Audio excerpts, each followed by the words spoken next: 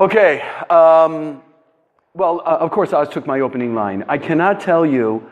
Are we all familiar with the term nachas? Have you heard the term nachas? Okay, we all know it, right?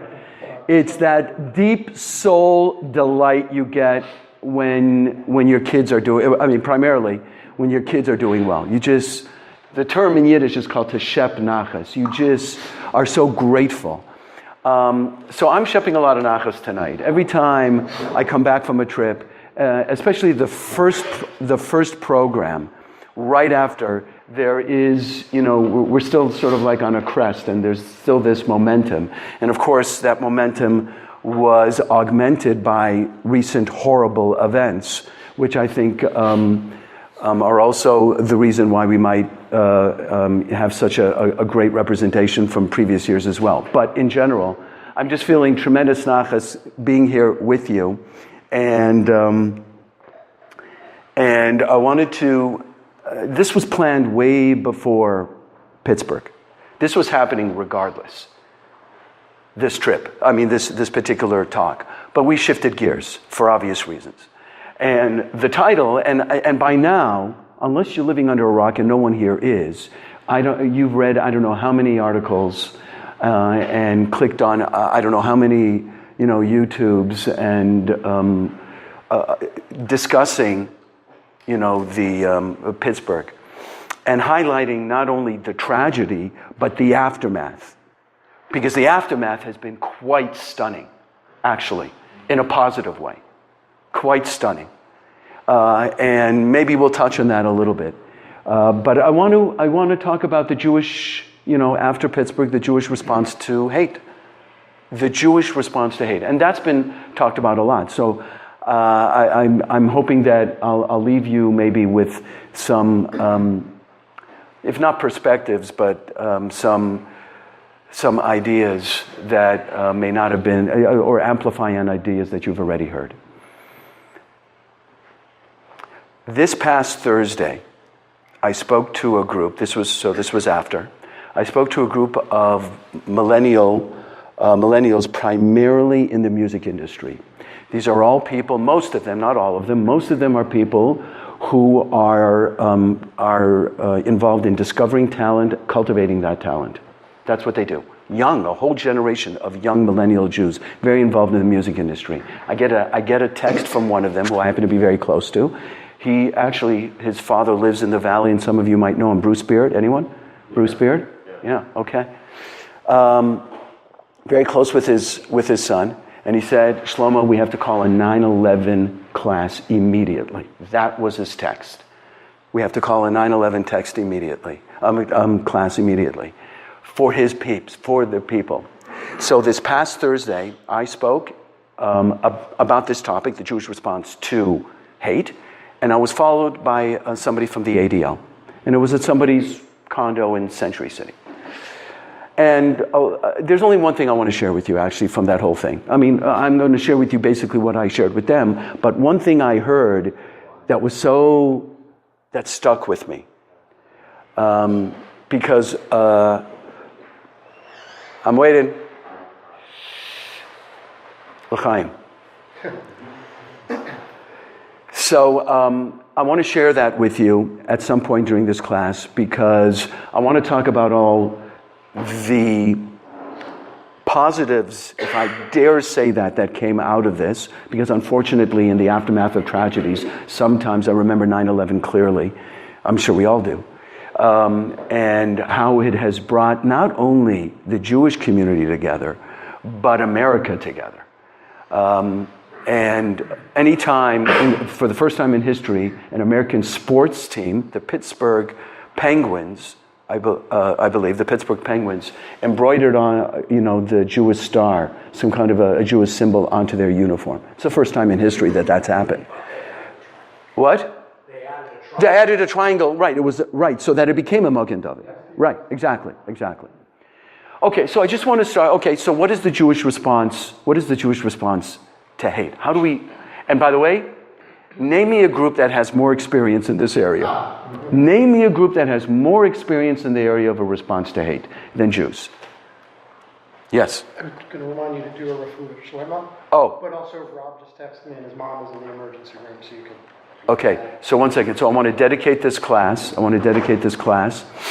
To Mark's mom, right? Who needs a healing. What's her name? Arlene. Her name is Hannah. Arlene. Bas Malka. What was Bas Malka? Bas Malka. Arlene Bas Malka and Rob Miles. Hannah Bas Malka. Hannah Bas Malka and Rob's. I don't know Rob's mom's. And Rob's mom also. They should both have a healing. So the Jewish response too. Okay, so it doesn't look like we're getting together for Hanukkah. Although that would be an amazing time for us to have a class, right? I don't think anything's happening, most likely, because we have a very packed schedule. So I want to share something with you about Hanukkah, which is right around the corner, that speaks to this question. What is the Jewish response to evil, to hate? So we all know the Hanukkah story, I think, by and large, right? The Greeks desecrated the temple, attempted to really extinguish the soul of the Jewish people. Sometimes there are enemies that try to exterminate you. Hitler wanted just to exterminate Jews, period. There's some who just are a little bit more subtle and more clever about it. They try to exterminate our souls, not necessarily our bodies, right? What happened was this group of priests. You've heard the name in Hebrew, Hashmonaim. Have you heard that term before? Right. A group of priests led a revolt against them, succeeded in entering the temple and taking the temple back from the Greeks. Okay? They found a desecrated temple. Desecrated, that's a strong word. That's even more painful than destroyed. It's a space that is holy, that has been completely polluted and desecrated. That's what they found, right? So first they led a revolt, right? Then they entered the temple. They saw this desecrated space, and tell me what they did. Because we all know what they did. What did they do? They first searched for oil, and then they lit a candle, a singular candle. All right? That's what they did. Are we good? Led a revolt against astronomical odds, defeated the Greeks, took the temple, walked in, searched for oil, found one vial of oil, right, and lit it. That's the Hanukkah story. That's the beginning of the Hanukkah story. So we see two things here, right off the bat. Two responses, two Jewish responses to hate, to evil, to those that want to exterminate or extinguish. One is to fight, to stand up, and by fighting, it doesn't mean necessarily taking sword in hand. It means standing up and not being passive. That's what I mean by fighting. Standing up and not being passive. Which, by the way, Jews do not have a reputation for necessarily. So that's what they did, and then they enter the temple, and the first inclination they have is to look for oil so that they can light. My friends, the Jewish response to hate. The Jewish response to hate is twofold. Number one, to rise up and not to be silent. Much easier for us to say that in this country than to say that in Istanbul. We just had a group from Istanbul. I want to tell you a story. I wish Jeff was here. He said it very briefly at our final banquet. I don't know if you remember. I'm going to repeat it. Easy for us to stand up here, not so easy in Istanbul. Not so easy in other parts of the world. So to stand up and to stand up and to stand out, not so easy. That's the first thing. That was the first order. But then, more definitively, the Jewish response is to add light. That's the Jewish response to hate. Because I'll tell you something. You can stand up and you can scream and you can fight, but that doesn't extinguish hate. That's a response to hate. One of the musicians said, you know what, it's the difference between being on the defensive, defending something, or going on the offensive. Standing up and fighting, you're defending something. Going on the offensive is standing up and actively adding light in the world. That's what the Maccabees did. That was their first response, is to add light in the world. And by the way, here's the kicker. They had no clue how much oil was there. Again, I'm doing my whole Hanukkah thing right now because we're not there was enough oil for one night. There was enough oil for one night. What's the point? What's the point? There's not going to be oil tomorrow. More than that, well, yes, and more than that, and here's the question that's asked. I'll pose it here. If there was enough oil, you've heard this. If there was enough oil for the first night, that means the first night was not a miracle. If the first night wasn't a miracle, why are we even lighting on the first night? If Hanukkah is supposed to celebrate a miracle, the miracle of one light lasting 8 days, guess what, gentlemen? First night wasn't a miracle. We had enough light. Obvious question. Whenever I ask that question, I get the same looks on people's faces. Of course that's true. Why didn't I ever think of that? So what was the miracle of the first night? That they lit the candle to begin with. That they lit the candle to begin with.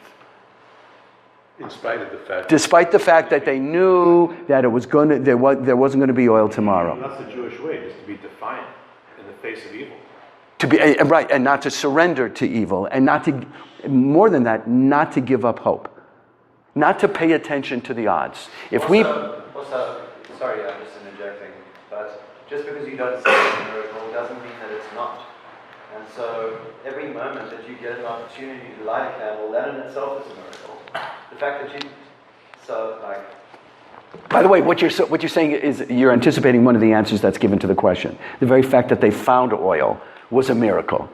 The fact that they searched for their oil was a miracle. The fact that what I'm saying is the fact that you didn't get knocked over by a car today, thank God, is in itself a miracle because the miracle is that you got up 1 minute later than you should have, and therefore you're here tonight. If you don't see the miracle, and therefore you don't think it's a miracle, but in and of itself, the fact it was a miracle, and we shouldn't forget that day, that first day. Just because you don't see the miracle doesn't mean that... Well, that's absolutely true. Right. There's more that goes unseen than seen. That is for sure. It also took 8 days to create mixture oil. Right. So instead of waiting 8 days to bring in light. Right. They didn't want to wait. Even though they knew that they weren't going to have it. Right. They didn't want to wait. Correct. You've been doing some study. Yeah. There was also the tradition of it in their Talmud, so that there would always be a light in the temple.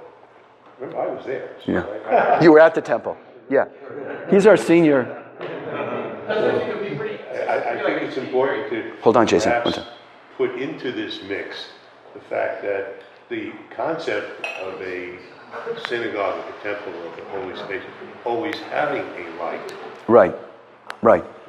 even if it was for one night or a half night, the idea was For there always to be. Yeah.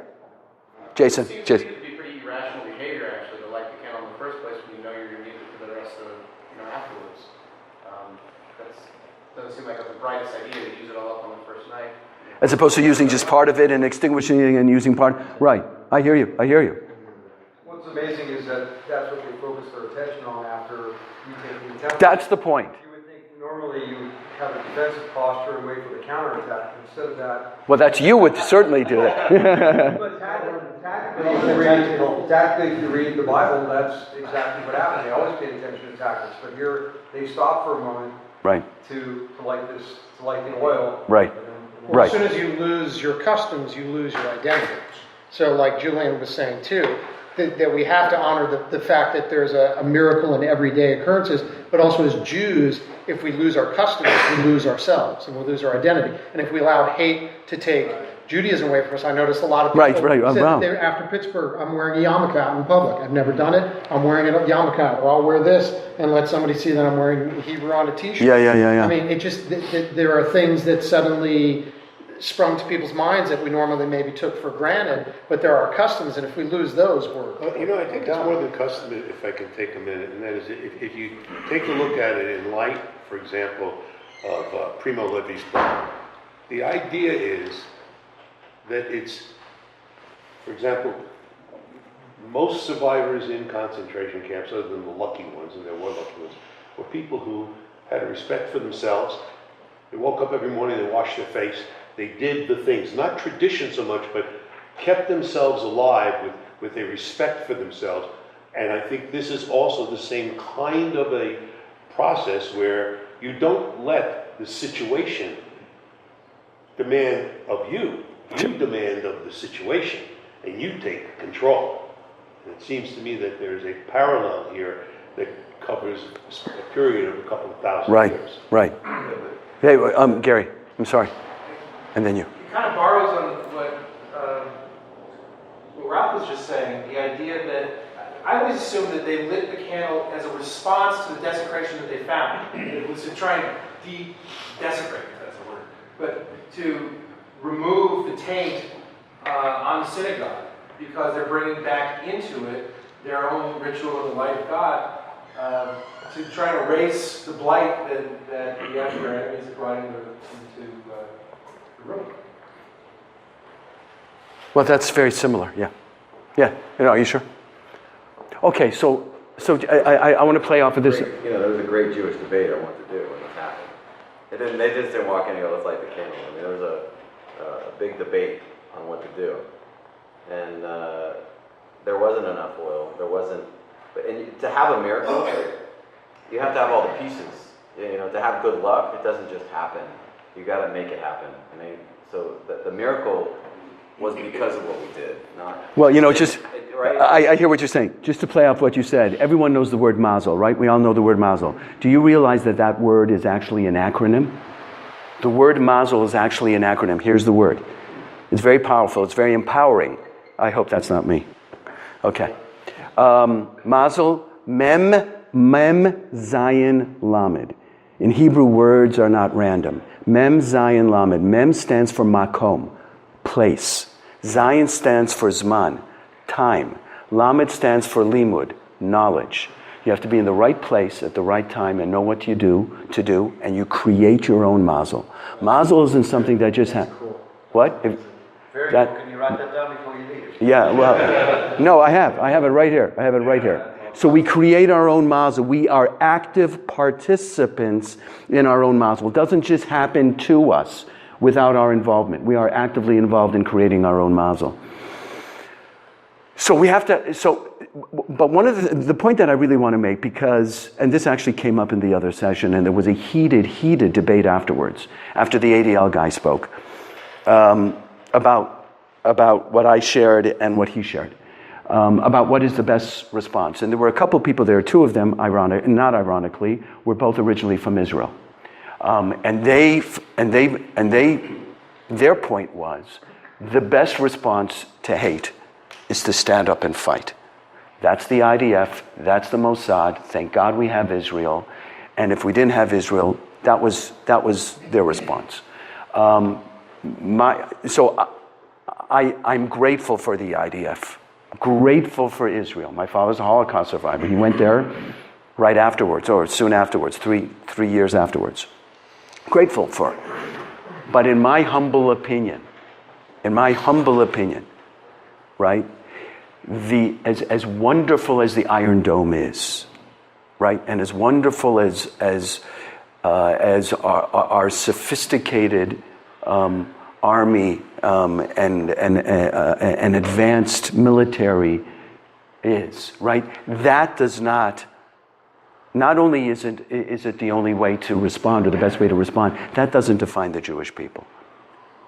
The Jewish people are not defined by their ability to stand up and fight other nations. That doesn't define us. Do we need to? Yes, we do. Do we have to have an army? Yes. Are we grateful? Yes. What defines us, what I'm more grateful of, I'll tell you quite frankly, this is what I'm grateful for, or this is what I'm proud of. I'm grateful for Iron Dome. I'm not proud of Iron Dome. You know what I'm proud of? I'm proud of the fact that Israel is the first country that sets up field hospitals in Haiti and in other countries when there's a natural disaster. That makes me proud. I'm proud that Israel drops leaflets and lets the enemy know when we're coming, so that there isn't collateral damage, which is a terrible term for the death of innocents. I'm grateful for the soul of Israel, not the military might of Israel. We're supposed to be a light unto the nations, not a might unto the nations. So even though I'm grateful for the army, and we desperately need the army, grateful, right? What defines the Jew, and what I believe is the greatest response to hate and evil, is adding light in the world. As opposed to, that's the best defense. That's always been our best defense. That's always what we've done throughout history. I get your point. Yes. I totally agree with it as well. I just don't think it's a good defense. I think Jews have always been doing mitzvahs, Torah mitzvahs and beer. You know, we've always been trying to do good things. It's rooted in us from the start. I mean, we always try to do mitzvah. We always try to, we imbue the world. But Julian, for God's sake, we hated for it. Are we talking, but... We're not acknowledged for it. We're not acknowledged for it. Never. But, I think I remember I'd like to something be that just the fact that we... rule the 7-day week. That would be a nice acknowledgement. Just the fact that we are Jews and our ancestors turned to the Romans and the Greeks and said, time out. I'm not going your way. I'm going my way. That level of stubbornness, if you will, in a way was its own defense. And it was as strong as the IDF. And by the way, to your point, I don't think that we would be so kind and wonderful and be in a position to take this nice, I'm more proud of you pamphlets routine if there wasn't an IDF. So no, agreed. To borrow from Ronald Reagan, I think it's kind of peace through strength that allows us Understood. to do this. But you don't. But the question is, how do you defeat you darkness? don't defeat it without it. No. That's my point. You don't defeat darkness with the military. But you can't defeat it when they don't acknowledge any of those things that we do. The rest of the world doesn't There will always- acknowledge the things that we do as a mitzvah to the world. Well, okay, so you know what? That's not who we are. This is where I'm going to interject what happened a couple of nights ago. So all the way at the end of the talk, the host of the talk, who's this very successful music vice president, hey, perfect timing, Jeff Singer's in the house. So he shared the following. There was this whole big debate about the best. He said, I'm not a social media guy. I'm assuming each and every one of you are. So in that world, social media is huge in the music industry. And he said that after what troubled him, what pained him and troubled him more than the actual attack was the following.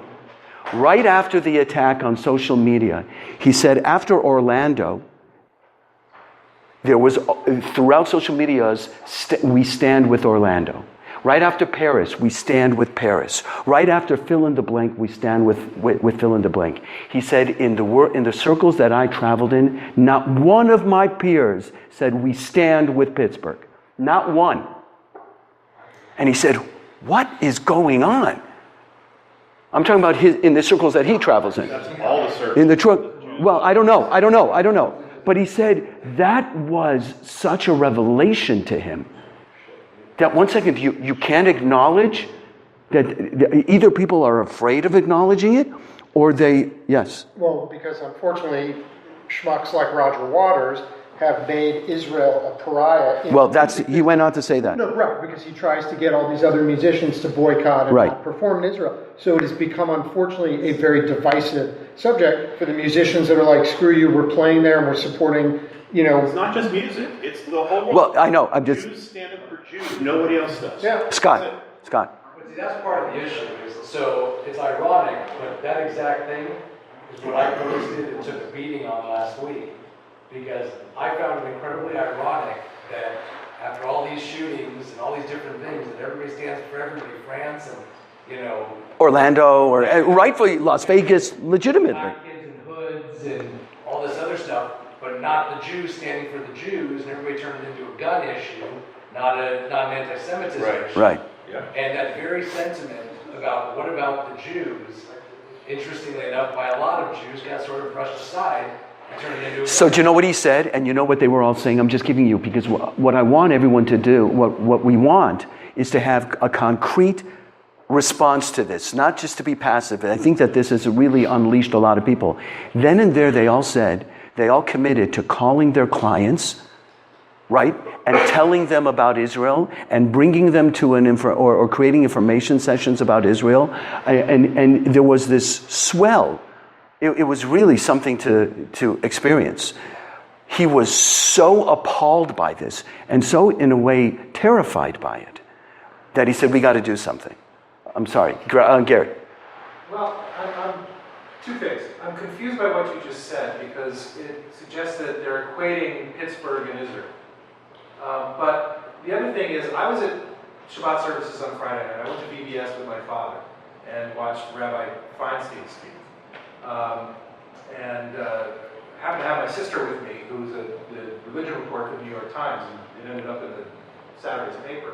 But Rabbi Feinstein made a point of saying that the day after the thing happened, he received phone calls from all of the religious leaders in Los Angeles, Episcopalian and Muslim, and he listed 7 or 8 different denominations, who all called to express support, express. No, there is a lot. You know, in Toronto, a group of Muslims, they ring around the synagogue. They'll ring around it's bringing out wonderful things in this country. There was an Episcopalian priest or minister who came to services and spoke. There was somebody from a South Central church who came. But did they go back to their congregations and speak there about it? The Pope said something. He actually did stand up. Listen, I started up. I think this went in the direction I didn't intend it to go. I did not want to in any. I think that there's been a groundswell of support across faiths and across strata. That is outrage, and it's actually very, very gratifying. I'm just saying that there was this one group specifically that felt a silence in the circles that they traveled in, and it scared them. Jeff, did you want to say something? I don't even know what the topic is, but... We had an interfaith service on last Tuesday night, and we had a church show up with about 25 people. Yeah. Their flock. Flock, yeah. And we had a Baha'i speaker, a Muslim speaker, so I think there is support in the community. I agree. So here's my point, here's my thought on this. When something atrocious like this happens to the Jews, all of a sudden a couple of Christian communities or Muslim communities pop out of the woodwork in support of the Jews, but it's self-serving.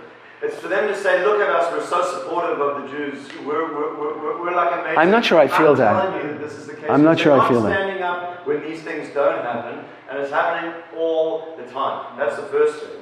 The second thing that I'll tell you is that if you go on Facebook right now, even today, you will see some of your friends, friends of friends, have this like French flag emblazoned over their image.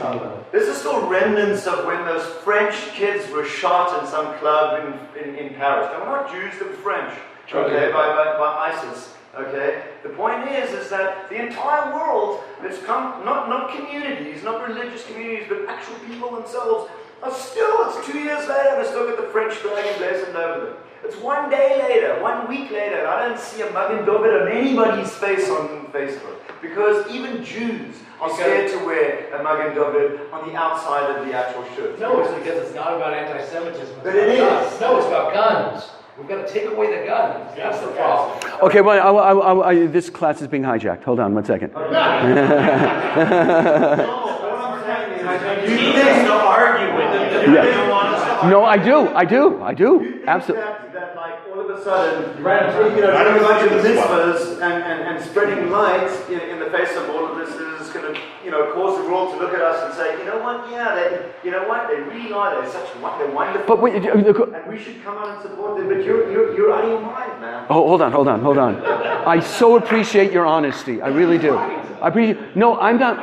What I'm not saying is, let me be very clear. What I'm not saying is that by adding light, you will by adding light, however that forms itself, that is automatically going to extinguish hate in the world. But it defines the Jew. We don't want to lose our souls. Somebody was saying we lose our souls because, It defines the Jew to the Jew. Is that what you say? well, Outwardly or inwardly? Todd. There's a very simple answer to it. Is if you look around Facebook and everybody got into this stand against anti-Semitism, but the only ones who were saying it were Jews. There was nobody else that was in it. Oh, no, that's not true. And a lot of Jews are. Did you see Roethlisberger's? Yeah. Right, the Pittsburgh Steelers. And the Pittsburgh Penguins and the Steelers. We had more of an outcry in Florida with that thing that went on for days and days and days and days and Not days. because of Jews.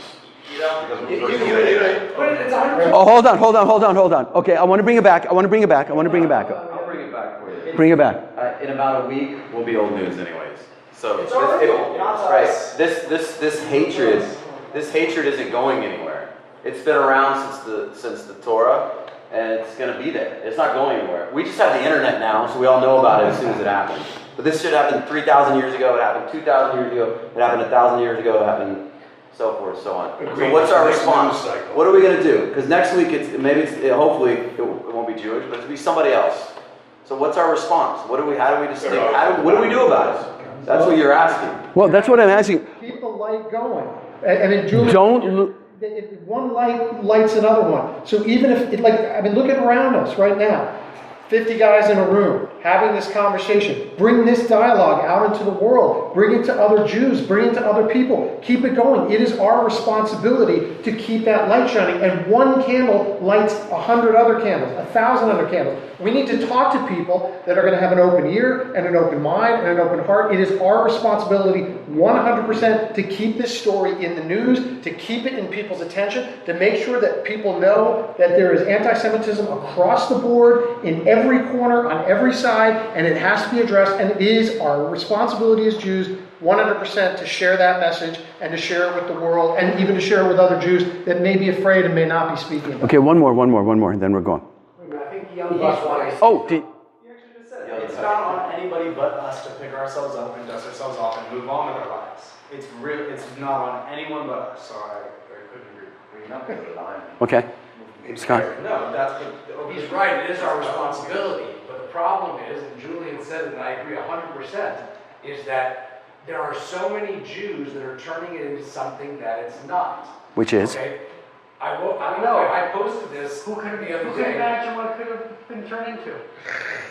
So, I'm watching the news the other morning, and they're all excited because that's whatever show This Is Us. At the end of the episode, it says, we forgive, we're sorry about what happened in Pittsburgh, and for more information on gun violence. And nothing pissed me off more, because there are people even in this room that still believe that it's about gun violence. Not naming any names.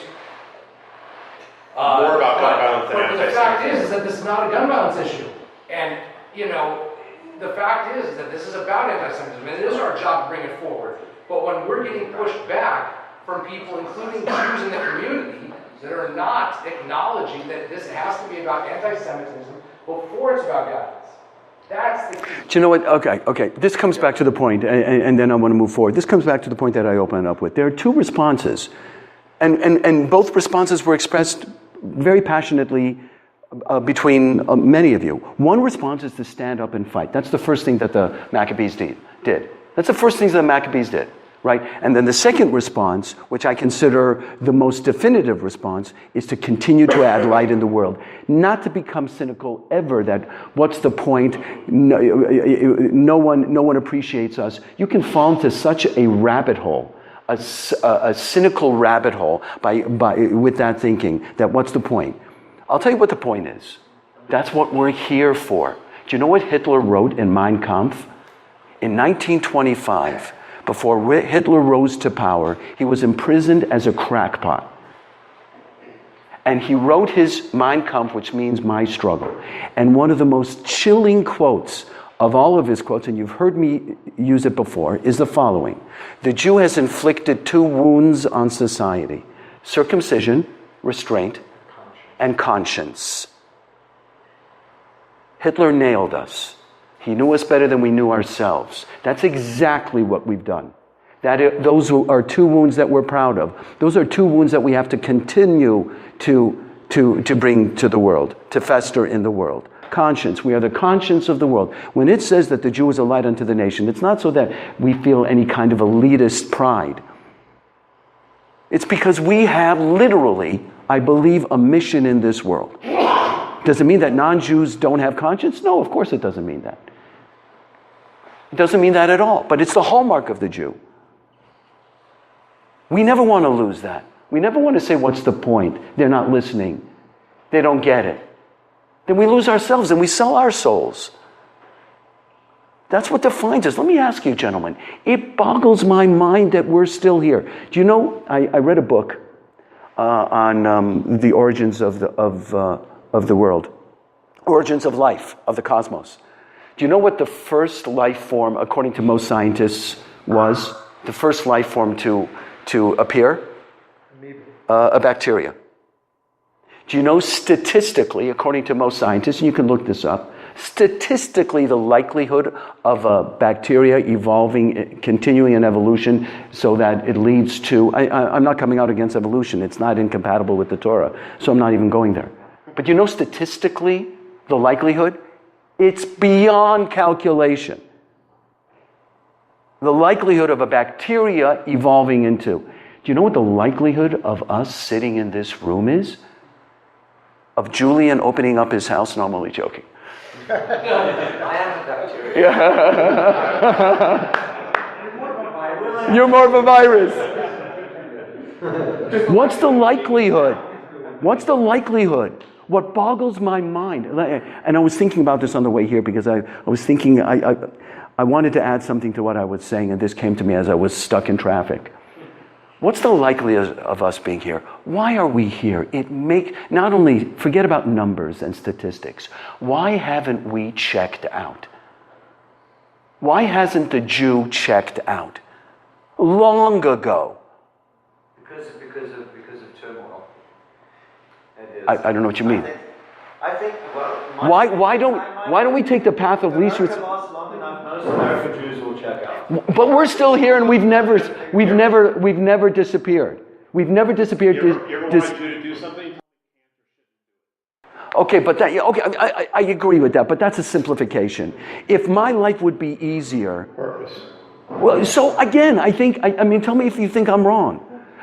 And purpose and adding light. And the mission of conscience is oxygen to the Jew. You deprive the Jew of that oxygen, and we're not here. You can't. There is no other rational understanding. In my book, there's no rational explanation for why we haven't checked out. And I think to a point you made before, and I may be foggy, but it's almost without consciousness that this is done. You mean it's in our DNA? It's so in DNA that you're not thinking, okay, I'm going to do this. It just, you do it. Yeah. And you know, it's so interesting. How many people here have kids on college campuses right now? Okay. You know what story I keep on hearing? Tell me if you've heard this from your son or daughter. How many students go to campuses, and some campuses that are not very Jewish, they don't have a large population, some do. And inexplicably, they end up gravitating to other Jews. And not because there's any conscious effort. And in fact, some of them don't even want to. They want to be anonymous. I'm fine being anonymous. And somehow, not their roommate, but it's internal. It's unspoken. It's there, like there's something that we exude, a way that we carry ourselves, that is palpable and noticeable, and there's a gravitational pull between Jews. Do you know what causes gravity? Scientifically, you know what causes gravity? Mass. Planets cause gravity.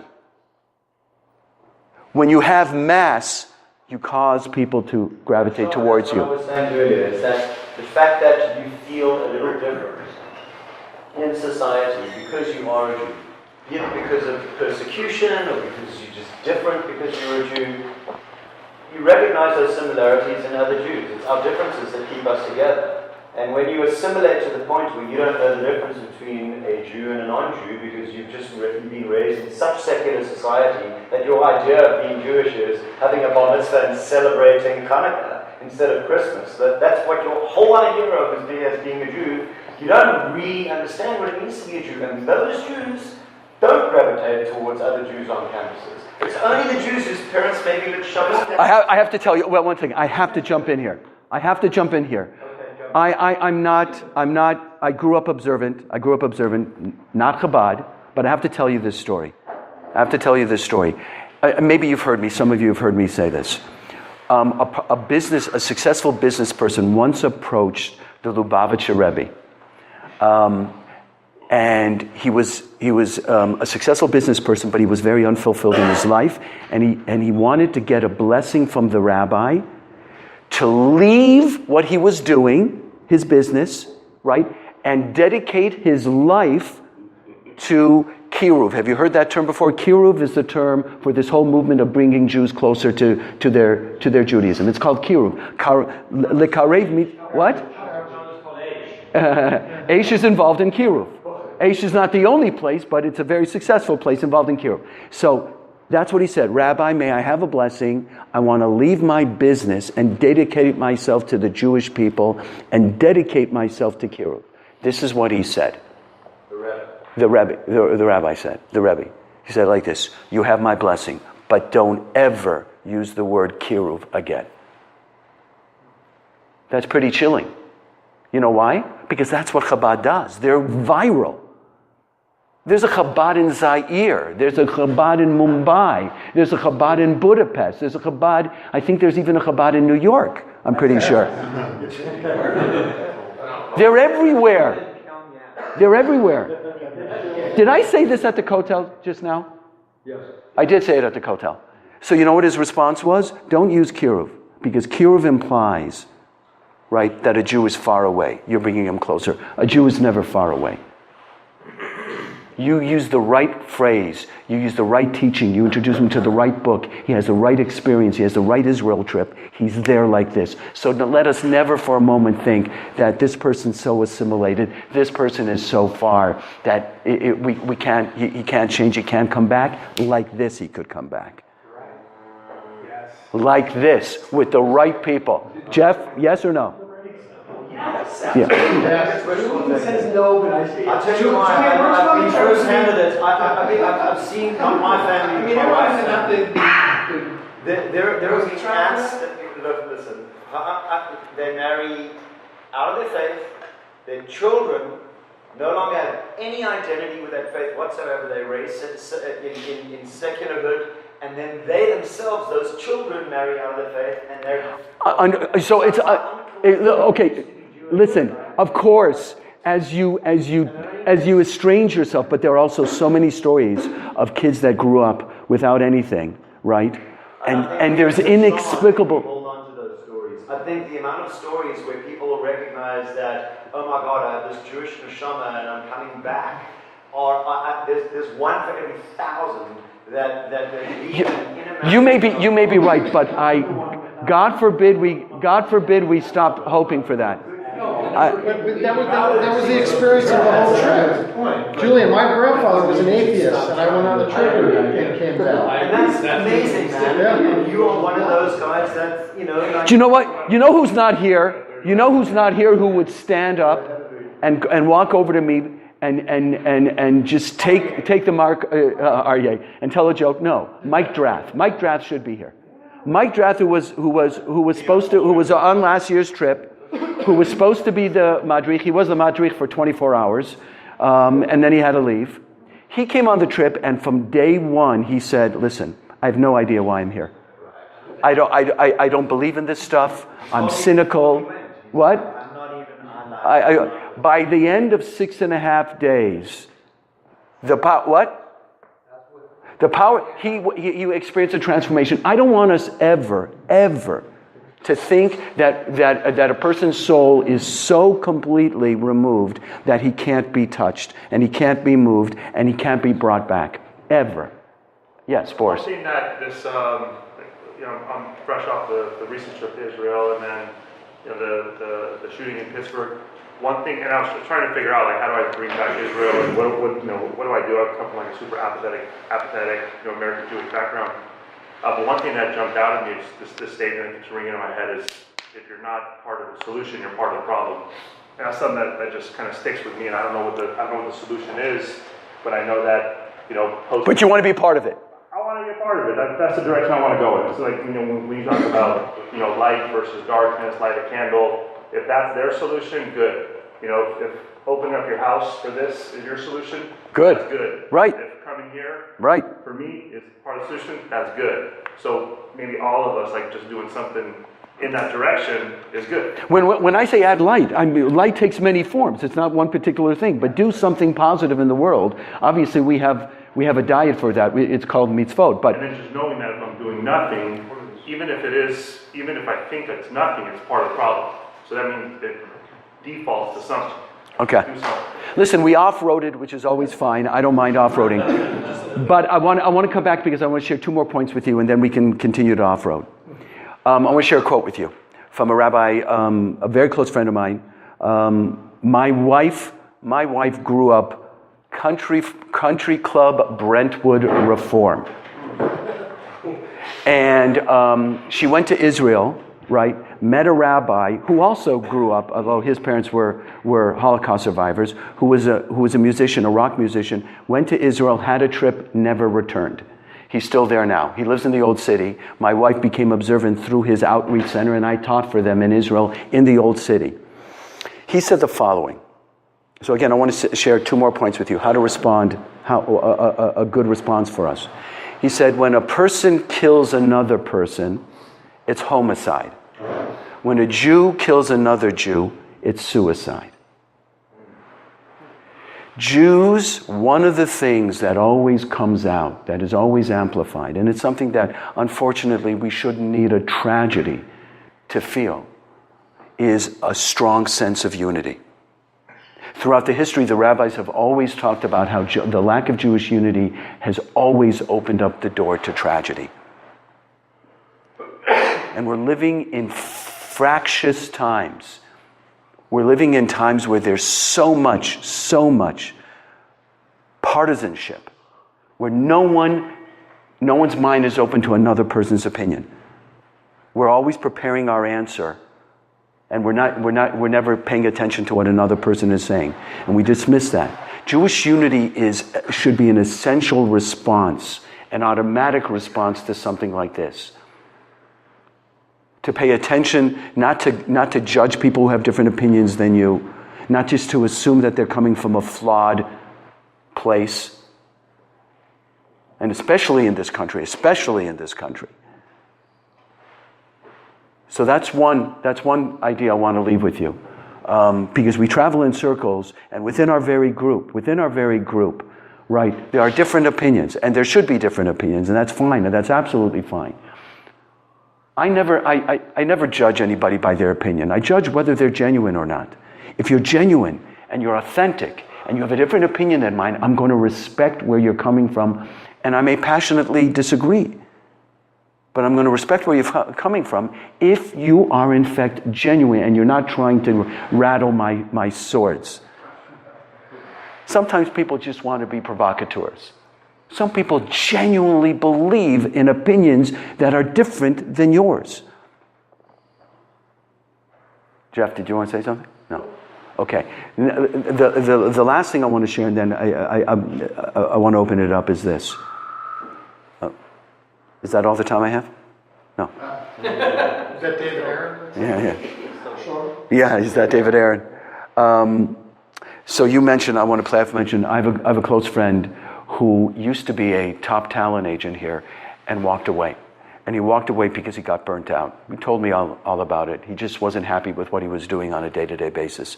And he decided to leave. He had no idea. And to this day, and he's been gone for about 10 years, and people keep on trying to pull him back in. He's not making a killing, quite frankly. He's He's eking out an existence, but he's a much happier person. I bump into him in Beverly Hills just the other day, 3-4 days ago. He gives me a big hug, and he says, Shlomo, you know what I want to do? Now, he's what I describe, and what I describe myself as an evolving Jew. I don't describe myself an observant Jew. Am I observant? Yes. I'm an observant Jew. I try to be observant. But I'm an evolving Jew. I'm never satisfied with where I am. We should never be satisfied with where we are. We should continue to evolve. Hopefully.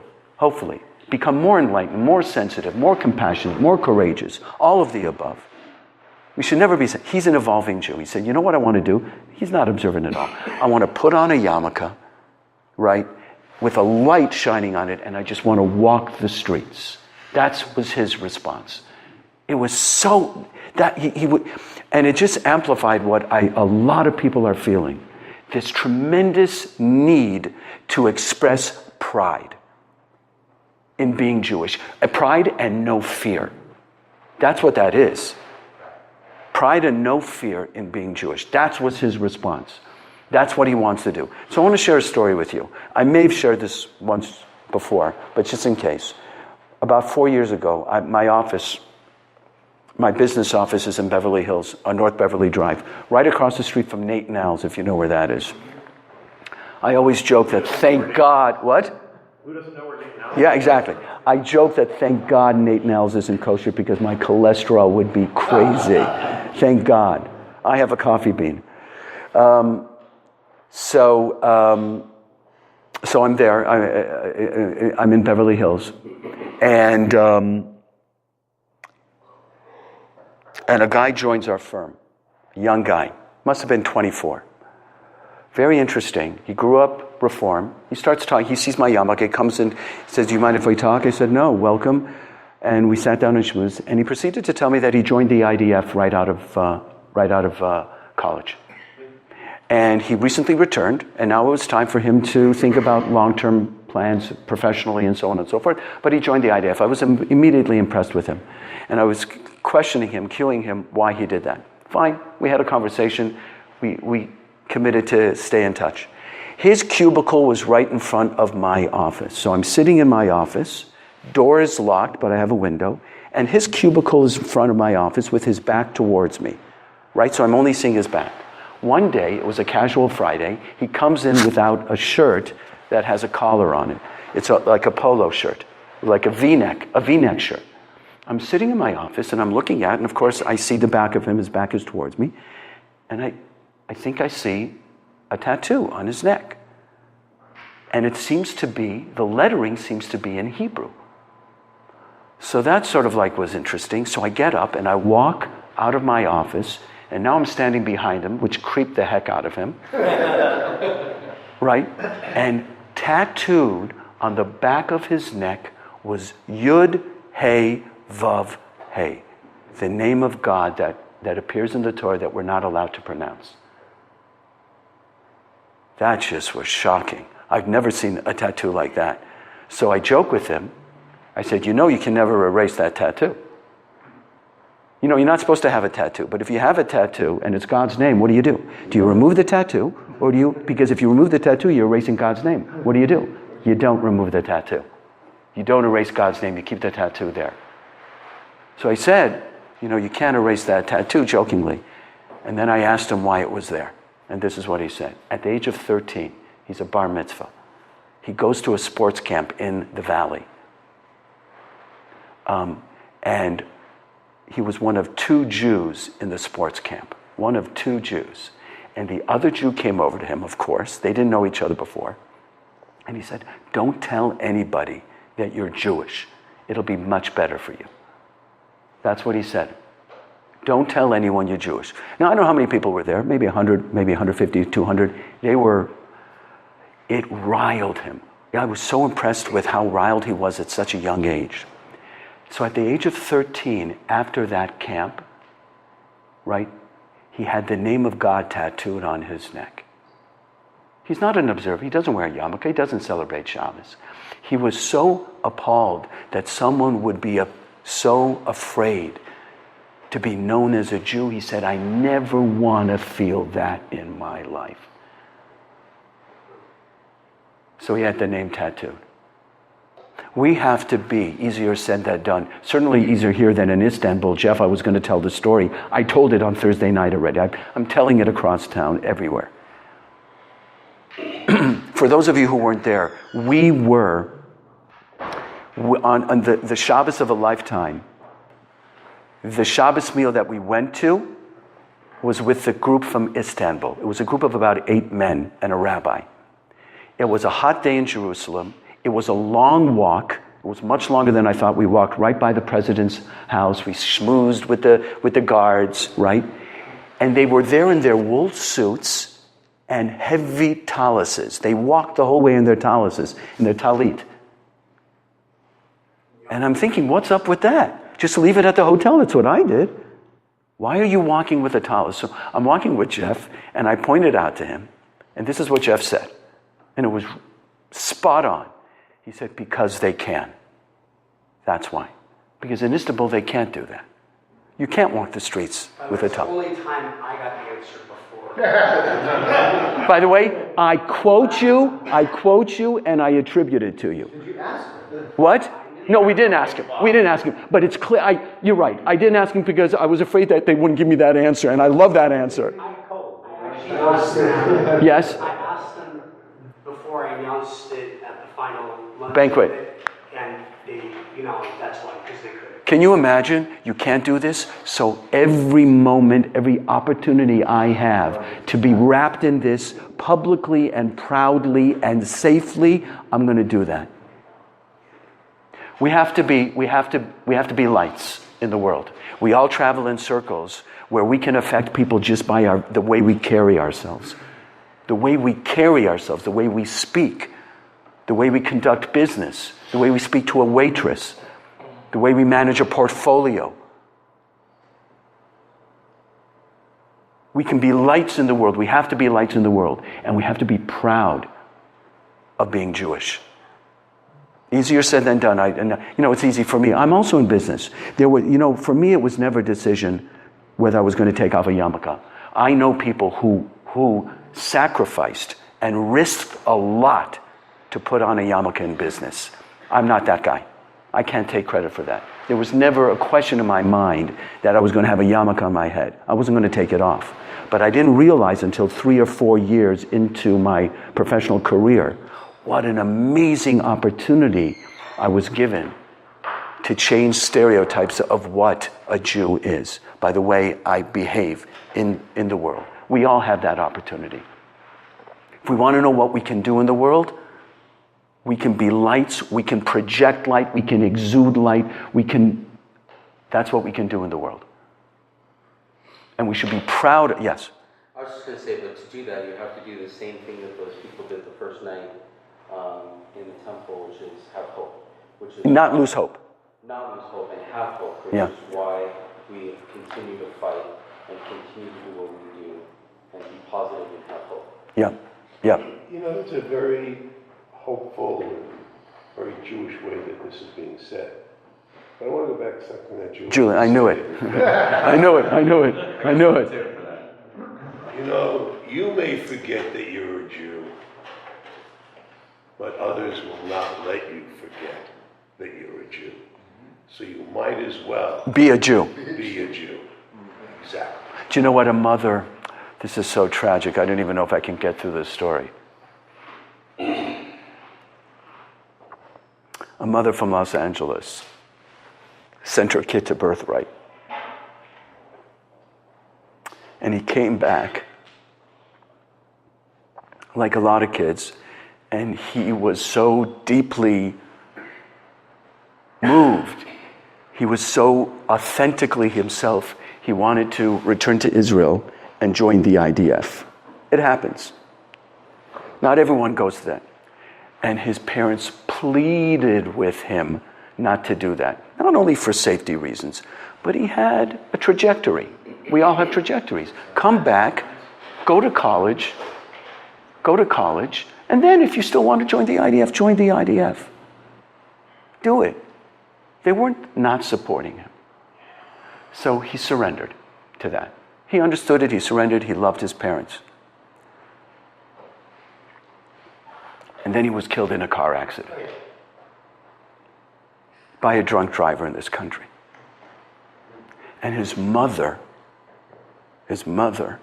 was not only devastated by his death, she was devastated by the fact that he could have died in Israel defending his country. And he died here senselessly.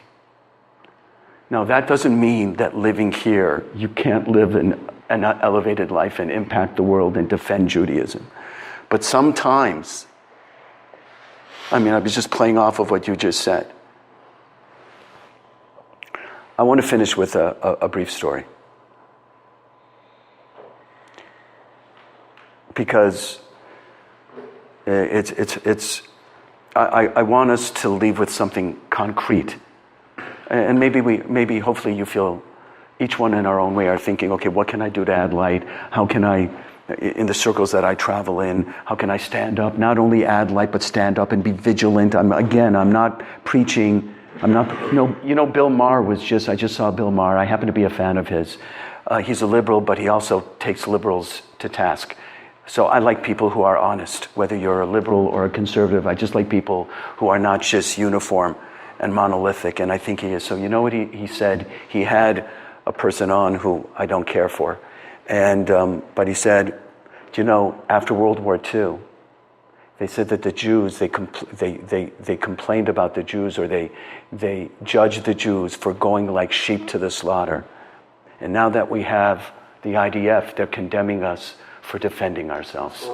You saw that one? No matter what we do, there will be those that will spin it. Haters will spin, always spin. But I believe in my heart of hearts, and maybe you disagree, in my heart of hearts, most people are not that way. This country, I don't believe, is that way. I think we're seeing a part of this country. Yes, Jeff? When you're done. I'm ready. Go. It'd be really nice if everybody just stood up, said what year they went. Just gave their name and said what year they went. Since I think we have a group, I think every year's... Yes. Or just call out the years and stand in whatever. Do it in reverse. Okay, 2014. It was 2014. Give names. Todd gave, you can say the names. Okay, 2014. Who was 2014? Barry. Mark. Yes, he was. He was 14. Julian. Bear? Hey, Bear!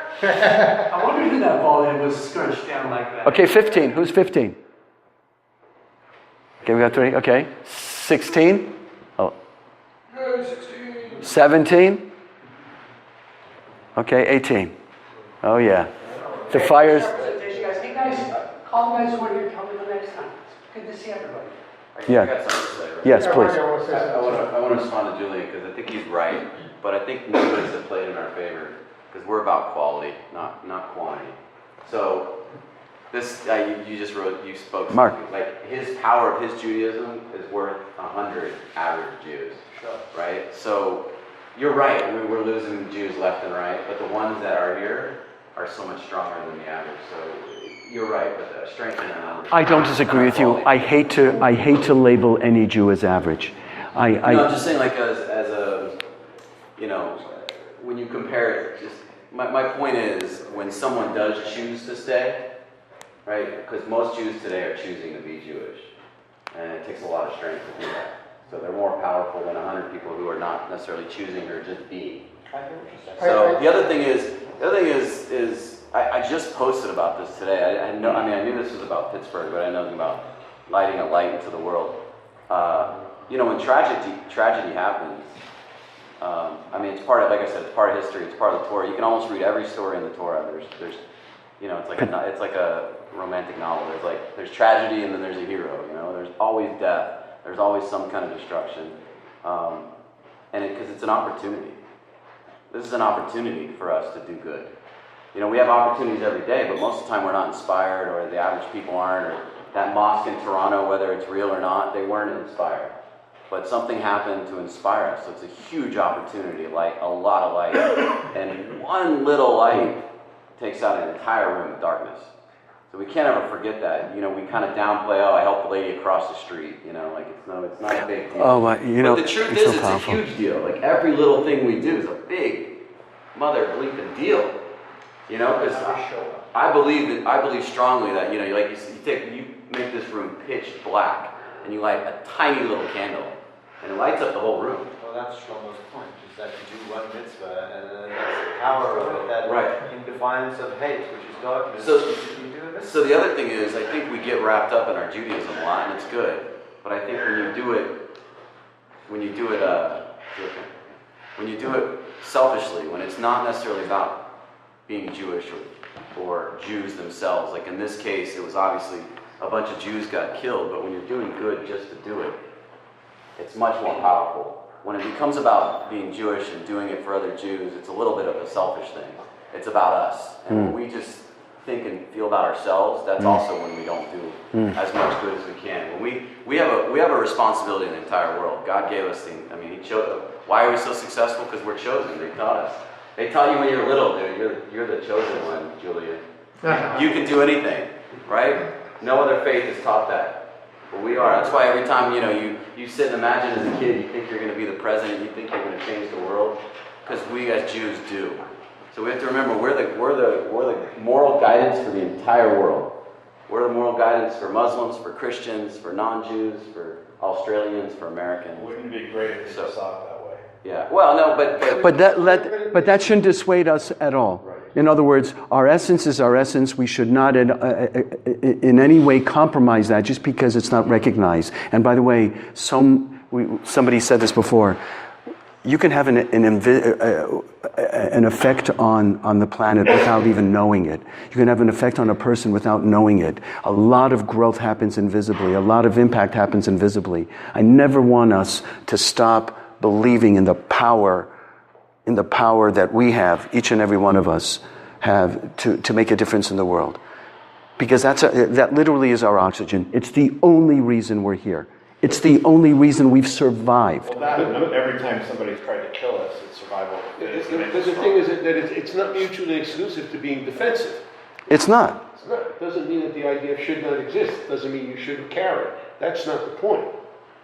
Can you turn that on? Can you turn it What you're talking about is my daughter in college, because I was a bad Jew growing up. I was a bad Jew raising my kids. I didn't put a lot of effort into it. I didn't put a lot of importance into it. My daughter's away in college now, 3/4